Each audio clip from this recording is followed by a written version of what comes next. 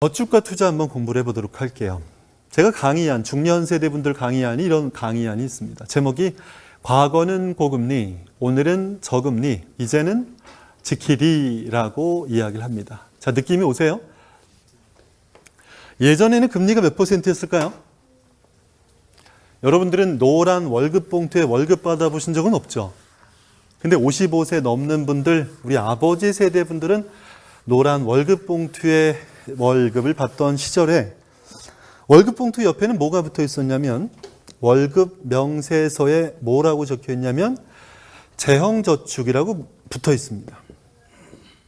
그래서 회사에서 단체로 가입해서 그 돈을 빼고 월급 주는 회사도 있었는데요.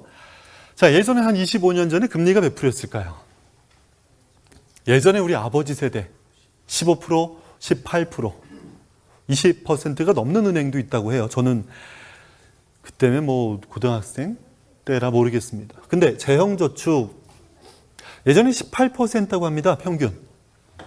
여러분, 이 18%라는 건 어떤 의미냐면 7-2의 법칙으로 계산하면 내 돈이 몇 년 뒤에 2배 된다는 겁니다. 자, 72 나누기 18은 몇이요? 4가 나옵니다. 즉, 내 돈 100만 원이 2배 되는 시기가 몇 년 걸린다? 4년이면 내 돈 100만 원이 2배가 된다. 18% 예금금리 넣어놓으면. 근데 지금 이런 게 있다 없다? 없죠? 자, 농협에 가세요. 금리 2% 정기예금자리 있을까요? 없죠? 새마을금고나 신협에 가야 특판예금 2.1%짜리 있습니다. 자, 그럼 계산해 볼게요. 2를 나눠 볼게요. 72 나누기 2는 얼마요?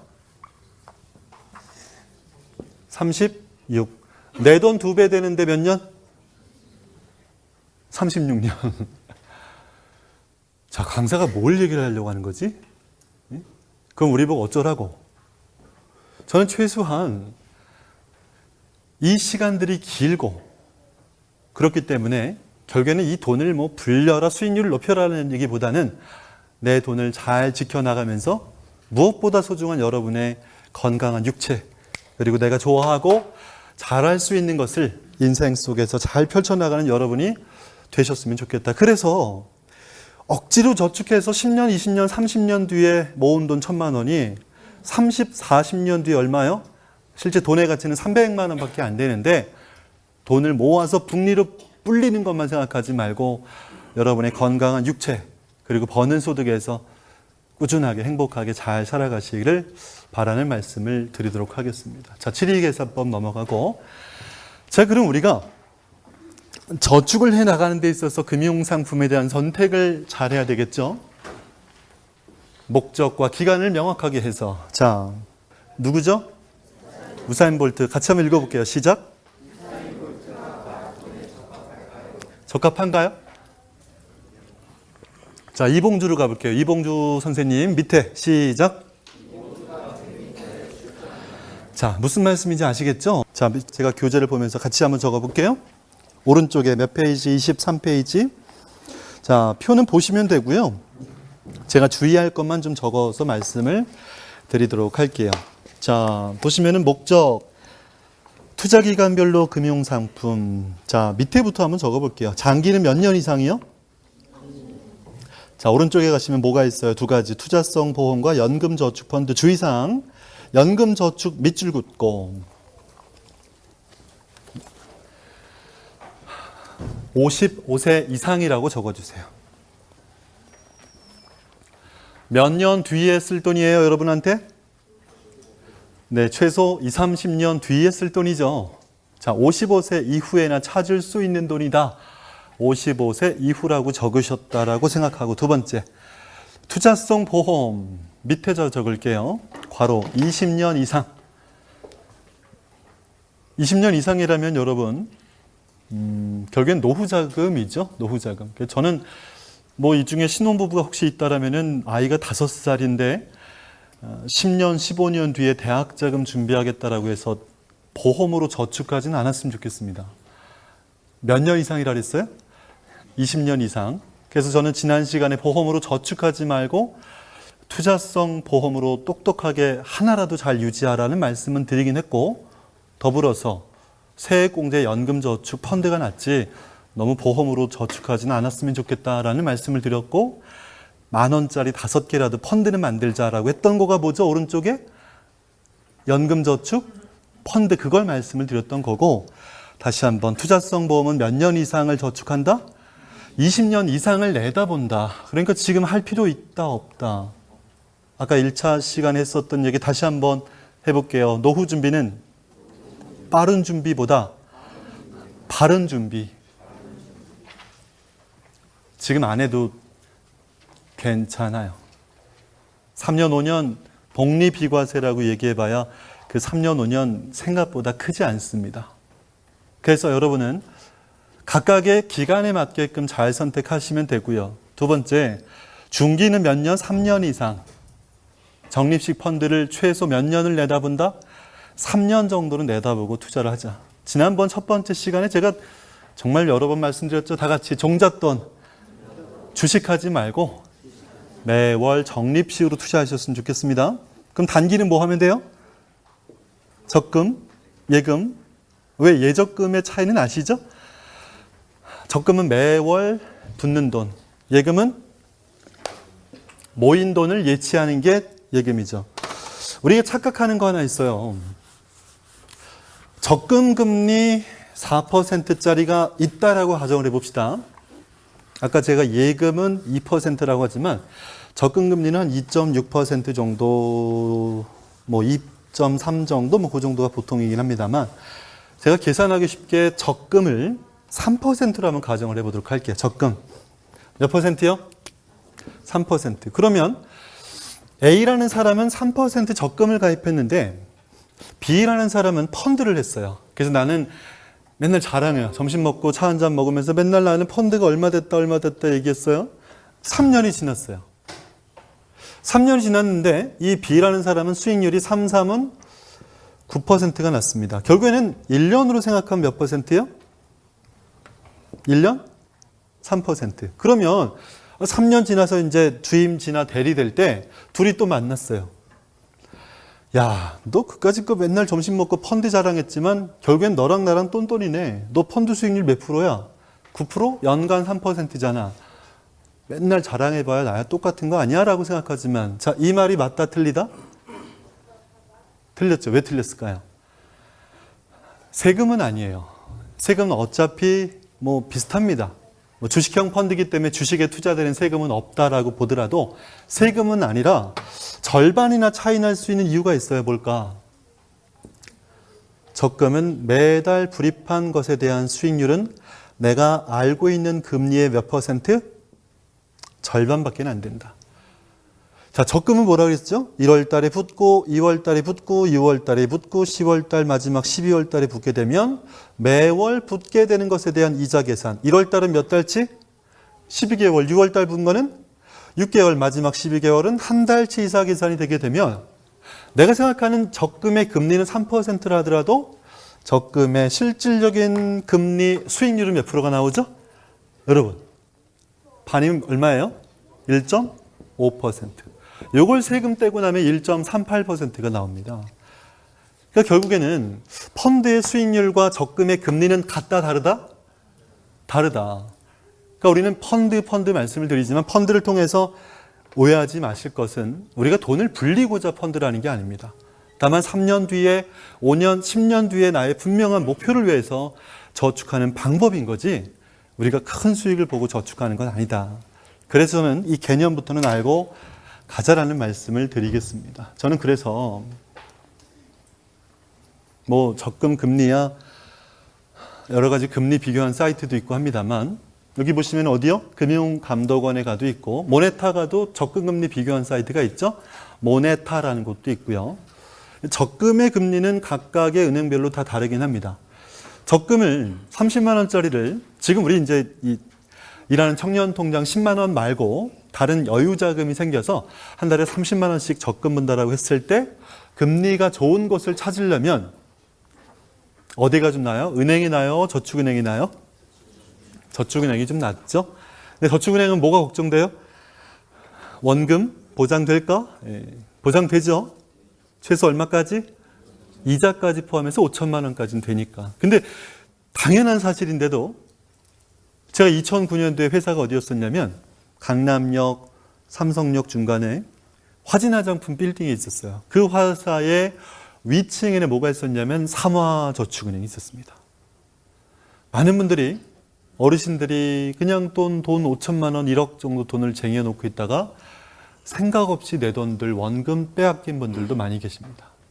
그래서 결론은요, 우리가 예금자 보호는 5천만 원 이하로, 그러니까 큰 걱정은 하지 말고 적금 금리는 차라리 높은 곳은 뭐 새마을금고나 상호저축은행을 이용해도 괜찮겠다라는 말씀을 드리는데, 실상 2점 몇 %에 감안하고 뭐 절반 정도 계산되는 이자 방식을 계산하면 금리는 그렇게 큰 차이는 아니니까 너무 그 적금금리 찾아다니라고 에너지 뺏기진 않았으면 좋겠습니다. 제가 상담했던 가정 중에 어떤 가정이 있었냐면 성남 사람이에요. 모란시장 가서 옷 사입고 야탑에 있는 킴스클럽 가서 맨날 누워있는 옷만 샀던 분이 계십니다. 이해되세요? 걸린 옷이 아니라 누워있는 옷.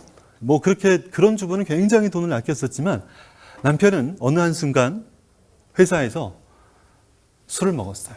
술값이 80만 원이 나온 겁니다. 나중에 그 카드 명세서를 봤었던 남편하고 아내는 대판 싸웁니다. 남편이 한마디 하죠. 내가 무슨 뭐 나 혼자 뭐 한다고 내가 그 돈 썼겠냐. 다 인사고가 때문에 돈을 쓴 거다라고 했었는데, 그렇게 대판 싸우고 나니까 그날 저녁에 남편 어디 갔을까요?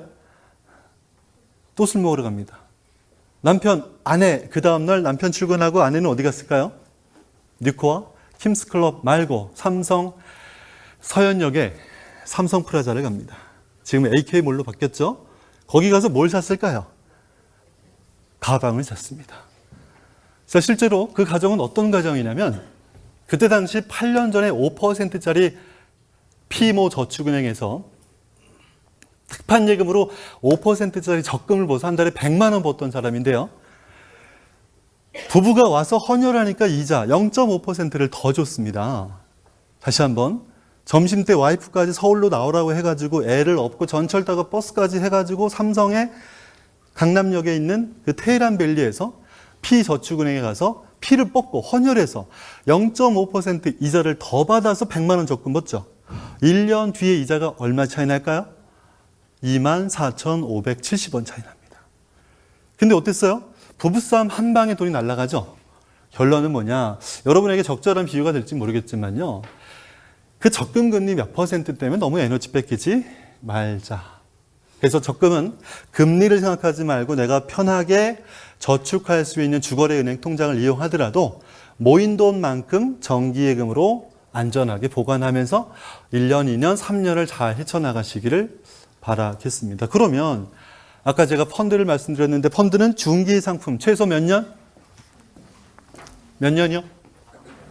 3년 정도, 3년에서 5년, 7년 정도를 내다보고, 자, 신용밸류 고배당 들어보셨나요? 자, 펀드 이름을 한번 잘 분석해 보면요. 이 펀드의 특징이 나와요. 자, 고배당이라는 거 뭐죠? 뭘 많이 준대요? 배당을 많이 줍니다. 여러분, 기업에서 배당을 줄 때는 언제 배당하죠? 회사가 영업을 잘해서 뭘 남겼을 때? 이익을 남겼을 때 주주에게 배당을 하죠. 그렇죠? 여러분 아시는 KTNG 아시죠? 담배 회사. 근데 하여튼 그런 회사들, 탄탄한 회사들에서 배당을 합니다. 평균 몇 %? 한 2% 내외로 배당을 합니다. 그럼 그 회사 주가가 10만 원짜리가 1년 뒤에 10만 원 됐다 해도 주식은 속된 말로 우리 보통 얘기하는 거로 똔똔. 근데 2%의 배당을 하게 되면 내가 주식을 갖고 있는 만큼의 뭐가 생겨요? 배당금이 생기는 거죠. 자, 그렇게 해서 보니까 이거 신용밸류 고배당은 뭐냐면 주가가 크게 올라갈 것보다는 회사가 안정적이고 따박따박 배당금을 많이 주는 회사들, 그런 회사들에 투자되다 보니까 생각보다 위험하다, 덜 위험하다? 덜 위험하다. 그러면 밸류란 뜻은 뭐예요? 밸류? 밸류?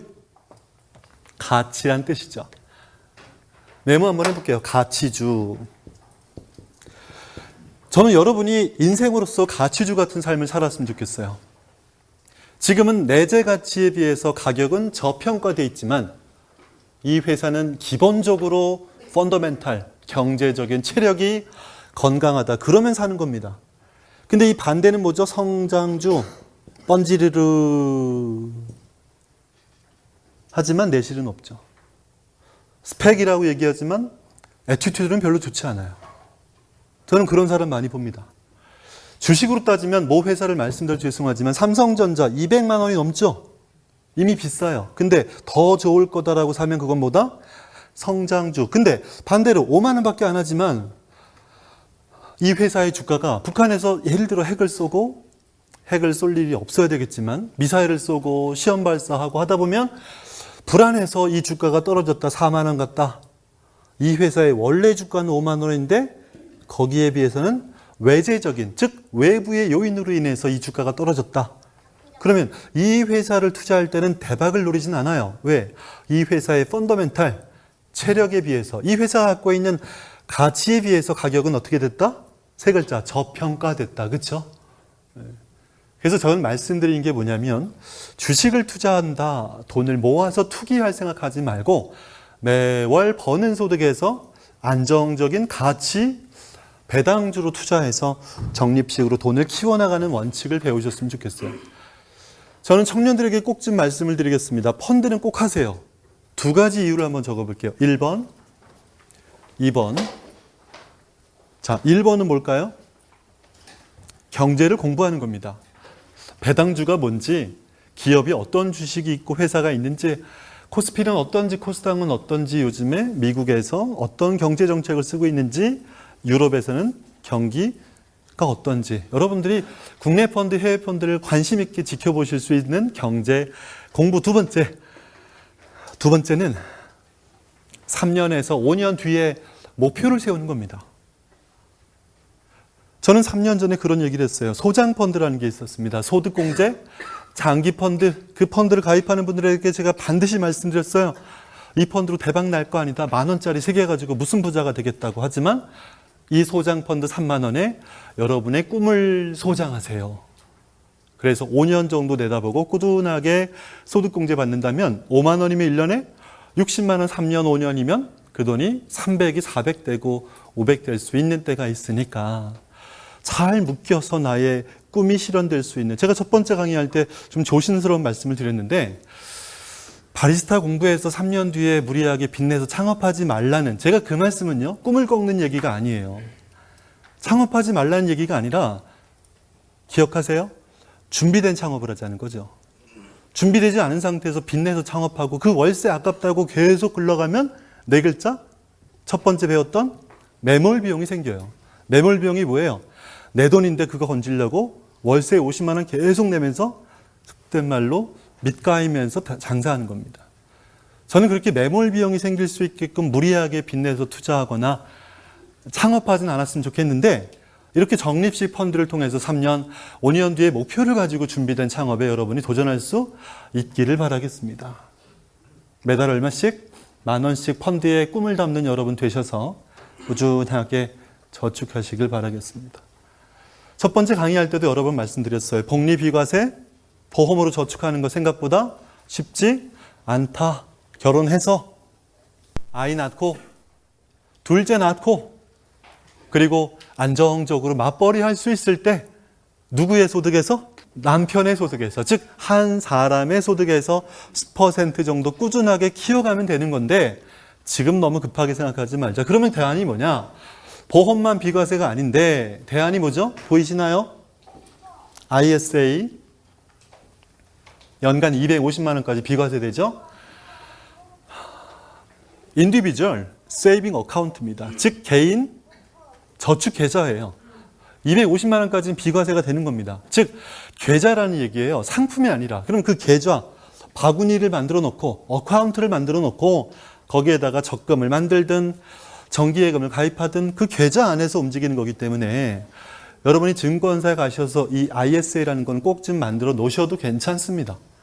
내가 지금 큰 돈 없어도 비과세 계좌는 평생 유지할 수 있는 겁니다. 평생은 아니고요. 기간이 정해져 있습니다만. 두 번째, 해외 주식 투자 전용 펀드가 있고 나중에 또 설명을 드리겠습니다. 연금 저축 계좌가 있고 또 IRP라는 게 있는데 IRP는 메모만 할게요. 개인 퇴직 연금 계좌. Individual Retirement Pension. 펜션이 뭐예요? 유럽에서는 연금이란 뜻입니다. 우리가 알고 있는 펜션. 집 줘놓고 월세 받는 것처럼 여러분들이 IRP로, 즉 개인 퇴직 연금 계좌, 개인 퇴직 연금 계좌로 세액공제 받을 수 있습니다. 이런 것들 충분히 활용하시면 되고, 네 번째 비과세 종합저축을, 이거는 이제 우리 부모님들에 해당될 내용이고요. 그래서 저는 여러분들이 기억했으면 좋겠다라는 것은 1번, 2번입니다. 1번 ISA, 두 번째 해외 주식 펀드. 뒤에 제가 사례를 또 설명을 드리면 될 것 같습니다. 자, 이거 한번 볼게요. 연금저축 펀드. 자, 5개 펀드 특징이 뭘까요? 뒤에 뭐가 붙어 있어요? P가 뭐라 했죠? 펜션. 펜션이 뭐라고요? 연금. 자, 연금저축펀드예요. 다시 한번 환기할게요. 지금 우리가 연금을, 노후자금을 준비해야 된다라는 당위적인 얘기가 아니라 매월 작게라도 계좌를 만들어 놓고 적립식 투자의 효과를 노려가자. 우리가 5만 원씩 정도, 만 원짜리 2개라도, 자, 2개라도, 3개라도, 5개라도 계좌를 만들어서 키워나가는 꿈이 있어야 되지 않습니까? 아까 말씀드렸잖아요. 우리가 빚 갚으려고 결혼한 거 아니고, 빚 갚으려고 직장생활하는 거 아니라면 내가 버는 소득에서 최소한 노후자금을 위해서 작게라도 탄력적으로 저축하면 됩니다. 그래서 이런 펀드들 만들어 나가시고, 특히나 매월 만 원씩 정도만 하시면 되는 거지, 34만 원은 1년에 최대 400만 원까지 세액공제라는 된다라는 표현을 제가 한 겁니다. 그러니까 최소 얼마씩? 여기다 적을게요. 만 원씩 정도 5개 해서 5만 원 정도씩 적립식으로 계좌를 만들어 놓으시면 좋겠다. 펀드 이름 분해 한번 해볼게요. 오늘 펀드 얘기 많이 하네요.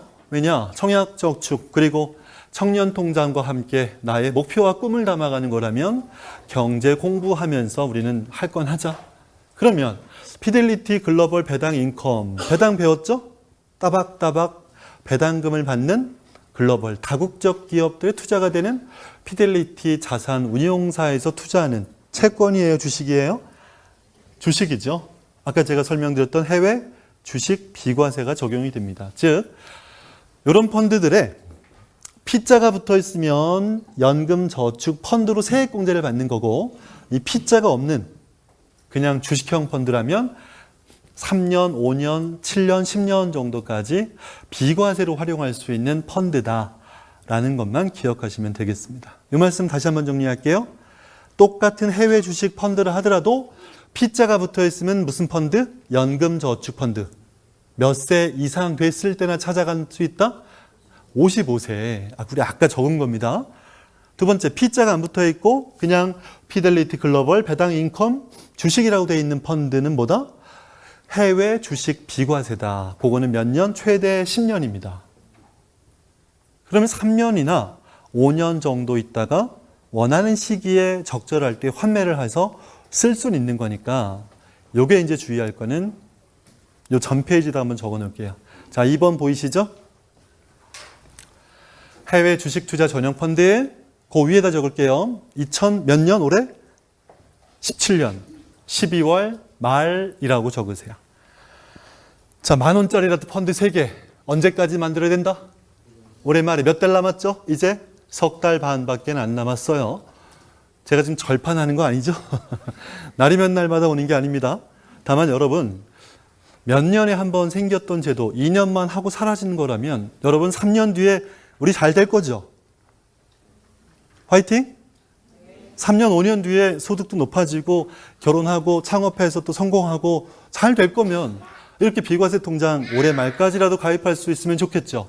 우리 앞에 있는 아이처럼 우리 아이가 커가는 10년, 20년 동안 교육자금 준비할 우리 엄마들도 괜찮아요.